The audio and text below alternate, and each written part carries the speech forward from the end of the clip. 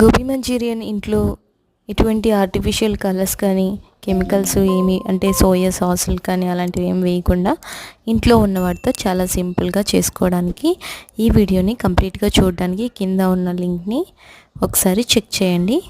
And thanks for watching and subscribe చేయడం మర్చిపోకండి. Bye bye. Gobi manchurian ఇంట్లో డీప్ ఫ్రై లేకుండా సింపుల్గా ఎటువంటి ఆర్టిఫిషియల్ కలర్స్ కానీ ఫ్లేవర్స్ కానీ వేయకుండా చేసుకోవాలనుకుంటే కింద ఉన్న లింక్ని ఒకసారి చెక్ చేయండి. And thanks for watching.